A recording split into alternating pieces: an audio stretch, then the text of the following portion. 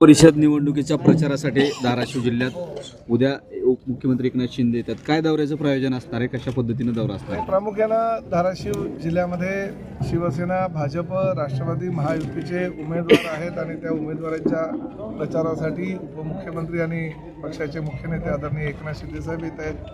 12 वाजता त्यांची धाराशिव जिल्ह्यामध्ये मीटिंग झाल्यानंतर सोलापूरच्या दौऱ्यावर सुद्धा ते जाणार आहेत आणि प्रामुख्यानं धाराशिव जिल्ह्याच्या विकासासाठी जास्तीत जास्त जो निधी आहे तो निधी ह्या पालकमंत्री म्हणून मी देण्याचा कबूल केलेला आहे. प्रत्येक सभेमध्ये सुद्धा मी सांगतो आणि त्याचबरोबर एकनाथ शिंदे साहेबांनी सुद्धा सांगितलं आहे की नगर विकास खात्याच्या निधीतून अनेक विकास प्रकल्प हे मला ह्या धाराशिव जिल्ह्यामध्ये करायचे आहेत. तुम्हालाही कल्पना आहे की काही दिवसांपूर्वी रस्त्यांसाठी सुद्धा निधी त्यांनी उपलब्ध करून दिला. अजूनही भविष्यामध्ये भरपूर मोठ्या प्रमाणामध्ये निधी जर उपलब्ध करून द्यायचा असेल तर ह्या जिल्ह्यामध्ये जास्तीत जास्त उमेदवार हे शिवसेना, भाजप, महायुतीचे निवडून यायला हवे आणि ते विचार घेऊन ते या ठिकाणी उद्या येत आहेत.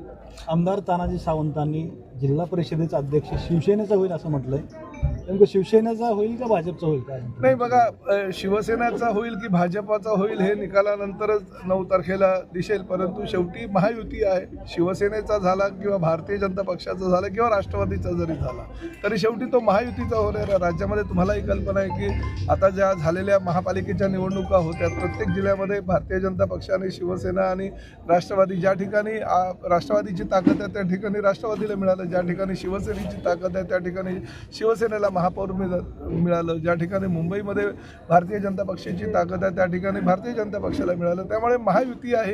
ही अखंड महायुती पुढे नेण्याचं काम आदरणीय देवेंद्रजी फडणवीस, एकनाथ शिंदे साहेब आणि सुनीताताई पवार आता करतायत. त्यामुळे निश्चितपणे काही वादविवाद न होता महायुतीचा जिल्हा परिषदेचा अध्यक्ष या ठिकाणी होईल याची आम्हाला खात्री आहे. आजचा जो राडा झालेला आहे मराठीचा, त्याच्यामागे नेमकं काय, कोण आहे त्याच्या राडा करण्यामागे, जो महापौर पदाचा निवडणूक राडा? नाही हो, काही नाही. असं ते 50-100 टाकी नेहमी काहीतरी जमत असतात आणि कुठल्या तरी एखाद्या राजकीय पक्षाला त्याचा फायदा व्हावा यासाठी ते काही ना काही अशा चांगल्या प्रसंगी म्हणजे काहीतरी शहराला वेठीस धरण्यासाठी प्रयत्न करत असतात. आपणही बघितलं असेल की इन 100 लोकसुद्धा त्या ठिकाणी नव्हते, परंतु फक्त पोलिसांवर धक्काबुक्की करणं, सर्वसामान्य जनतेला वेठीस धरणं अशा प्रकारे ते प्रत्येक वेळेस करत असतात. मीरा भाईंदर शहरामध्ये प्रामुख्यानं मराठी, अमराठी आणि हिंदू मुस्लिम अशा प्रकारचे वादविवाद निर्माण करून एखाद्या राजकीय पक्षाला त्याचा जास्तीत जास्त फायदा कसा होईल यासाठी प्रयत्न करणारी ही मंडळ आहे. आणि प्रामुख्यानं येणाऱ्या जी महापालिकेच्या निवडणुका झाल्या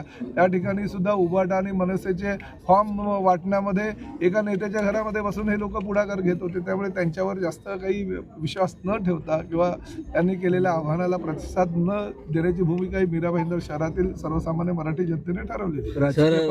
त्यासाठीच वेटीस धरलं जातं. हो, शेवटी कसं आहे की कुठल्या तरी राजकीय पक्षाचा नेता त्यांना अर्थसहाय्य करत असतात आणि त्यांच्या माध्यमातून ते असे प्रकार करत असतात. आता लोकांनाही कळलं. त्यामुळे पूर्वीच्या काही आंदोलनामध्ये लोक सहभागी व्हायचे, आता काही आजच्या आंदोलनामध्ये कोणीच त्यांचे लोक सहभागी झाले नव्हते. त्यामुळे लोकांनी बहिष्कार घातला, त्यांच्यावरही सिद्ध झालेलं आहे. सर, धाराशिवचे खासदार ओमराजे निंबाळकर ईव्हीएमचं कौतुक करताना त्यांचा एक व्हिडिओ, त्यांचं एक वक्तव्य आलंय. त्यांनी ईव्हीएमचं कौतुक केलंय की ईव्हीएम घोटाळा होऊ शकत नाही असं म्हणणे. काय नेमकी आपल्या काही मागच्या दरम्यान कालावधीत चर्चा झालो नसतो असं त्यांचं वक्तव्य आहे. म्हणजे आता खरं तर त्यांनी त्यांचे जे मुख्य नेते आहेत आदरणीय उद्धवजी ठाकरे साहेब, आमचे जे सकाळी रोज भोंगा वाजवतात संजय राऊतजी, त्यांना सांगायला पाहिजे की ईव्हीएम किती चांगली आहे. ईव्हीएमच्या माध्यमातून मी खासदार झालेलो आहे. तुम्ही सुद्धा असा विचार करू नका की ईव्हीएम म्हणजे काहीतरी बोगस प्रकार आहे. भारतीय जनता पक्ष किंवा शिवसेनेच्या नेत्यांनी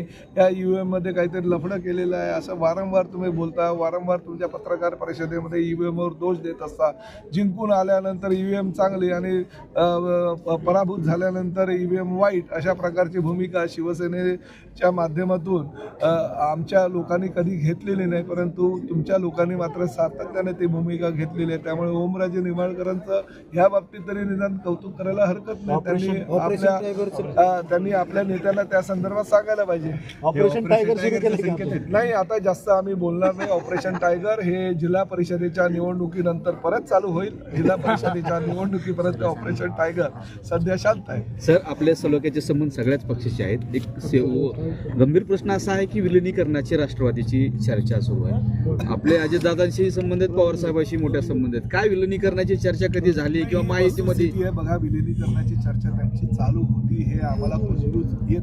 शरद पवार पूर्वी सांगायचे नाही तशी चर्चा नाही, परंतु तेच आता अजितदादांच्या अकाली झालेल्या मृत्यूनंतर बोलायला लागलेले आहेत. म्हणजे काहीतरी त्यामध्ये तथ्य असेल, परंतु शेवटी हा प्रश्न राष्ट्रवादीचा अंतर्गत प्रश्न आहे, त्या विषयाला मी जास्त न बोललेलं. Okay, thank you sir. थँक्यू.